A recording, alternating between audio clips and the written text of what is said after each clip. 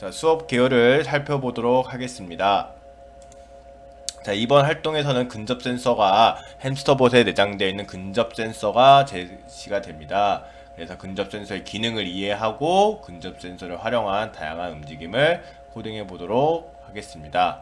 자, 활동 형태 및 환경은 마찬가지로 개인 또는 2인 1조로 준비해 주시면 될 것 같고요. 충분한 공간을 확보해 주시면 좋을 것 같습니다. 자, 활동 1에서는 10분 동안 하게 되는데요. 근접 센서를 처음 배우고 근접 센서와 관련된 간단한 코드를 배워보도록 하는 활동을 10분 제시하였고요. 활동 2에서는 이제 근접 센서를 이용해서 장애물을 만나면 장애물을 피해가는 코드를 직접 해볼 겁니다. 그래서 방향을 바꾸는 활동을 해볼 거고요. 활동 3에서는 이제 제시된 지도를 보고 장애물을 직접 피해서 북극곰을 집까지 데려다주는 활동을 하도록 하겠습니다. 제가 이제 미리 수업을 했을 때는 40분이 딱 충분했던 것 같은데 활동을 벌써 이제 6차시이기 때문에 아이들이 이해력이 빨라가지고 금방 끝내는 친구들이 있을 것 같습니다.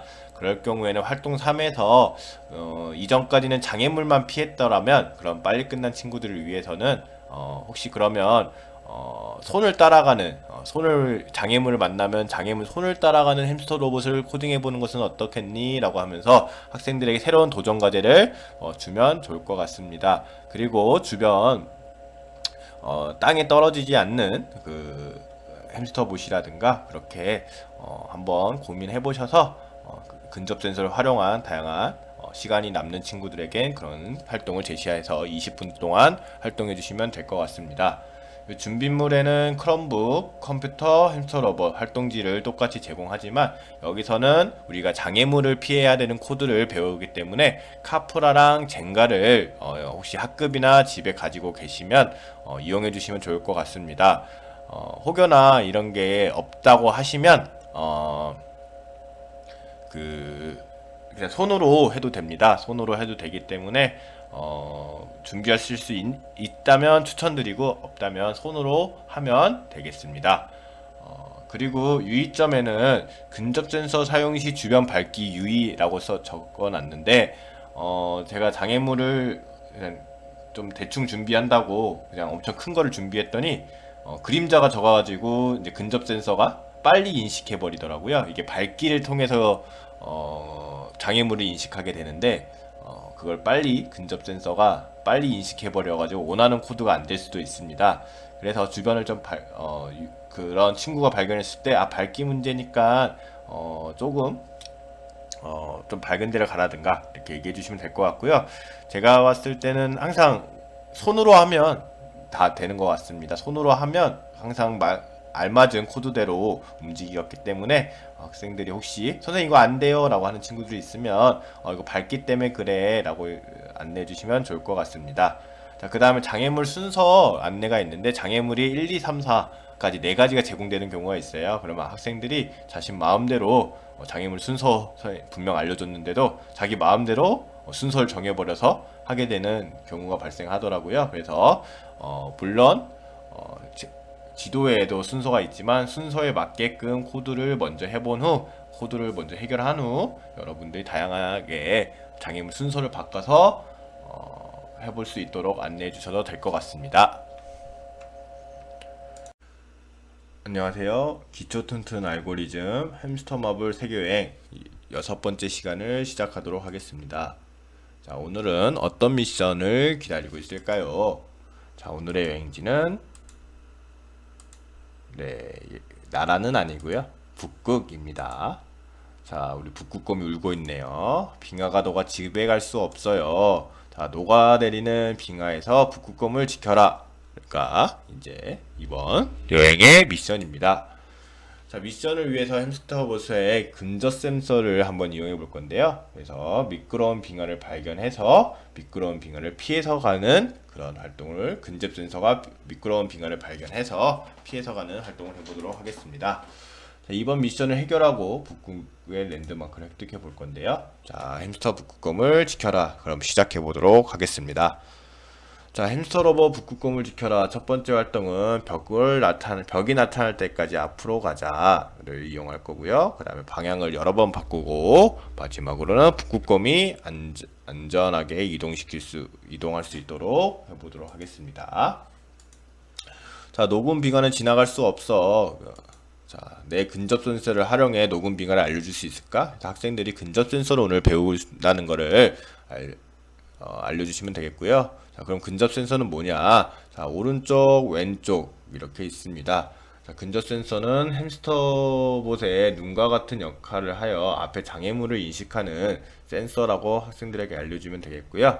그리고 저도 수업을 해봤지만 가끔 이제 그 수업 환경에 대한 밝기에 따라서 센서가 어쩔 때는 잘 인식하고 잘 인식 안 할 때가 있어요. 그건 빛의 차이인데 그런 거는 어떻게 하면 좋을지 이따가 또 뒤에서 알려드리도록 하겠습니다. 그래서 대부분의 수업에서는 다 잘 됐는데 혹시 어두운 환경에서 해야 되거나 그럴 경우에는 밝기 센서가 근접 센서가 좀 안 될 수도 있었습니다. 그렇지만 좀 밝은 환경과 그리고 그림자, 특히 이제 벽을 대기 때문에 벽의 그림자 같은 걸 좀 조심해야 될 것 같은데, 그래서 너무 높은 장애물 둘 경우에는 그 원하는 대로 움직이지 않을 경우가 간혹 있으니 미리 한번 준비하셔서 수업 환경에 따라서 준비를 해주시면 좋을 것 같습니다. 그래서 첫 번째는 좀 환경을 밝게 해라. 그리고 두 번째는 너무 높은 장애물은 사용하지 않는 것이 제가 수업했을 때는 가장 그거 두 개만 조심한다면 수업하는데 큰 무리는 없었던 것 같습니다. 자, 북극말판 이렇게 또 보면 볼 수 있겠는데요. 네, 이게 이제 미끄러운 말판입니다. 미끄러운, 여기는 이제 지나갈 수 없는 그런 북극곰이 지나갈 수 없는 그런 판인데요. 자, 이게 바로 녹은 빙하구나 라고. 자, 여기다가 이제 벽을 이렇게 세우고 미리 인식하면 그 근접 센서가 인식하게 하면 북극곰이 안전하게 집에 갈 수 있겠죠. 그래서 여기에 이제 말판을 보면 여기에 이제 나무 그 선생님들이 갖고 계신 그 카프라라든가 아니면 젠가 이런 걸 활용해서 놔두시면 되겠고요. 혹시 그런 나무 블록 같은 게 없다 하면 손으로 해도 됩니다.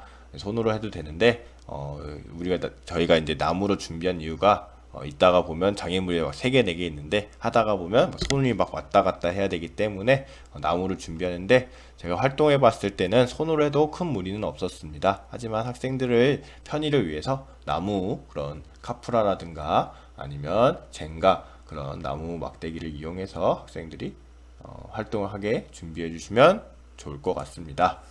자, 그래서 벽을 세운 후 손차줌, 이번에 배울 거는 손차줌과 무엇무엇이 될 때까지 반복하기 명령어를 배워서 북극곰을 안전하게 보내주는 방법을 배워보도록 하겠습니다. 첫 번째 손차줌은 햄스터 로봇 앞면에 근접 센서를 사용하여 앞에 손이 있는지 확인하고 손이 있으면 참, 손이 없으면 거짓 값을 가집니다.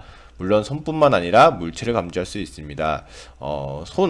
꼭 손만 찾는 게 아니라 다른 물건도 찾을 수 있다는 거. 근데 이제 이해를 돕기 위해서 손이라고 했다. 이 손은 장애물을 의미한다. 라고 학생들에게 안내해 주시면 좋을 것 같습니다.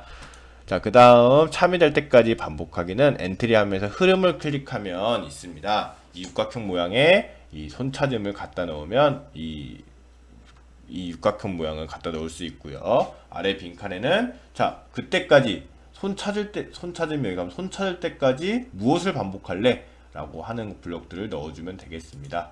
그래서 손 찾으면 여기 넣고 손 찾을 때까지 앞으로 5cm를 계속 이동해라.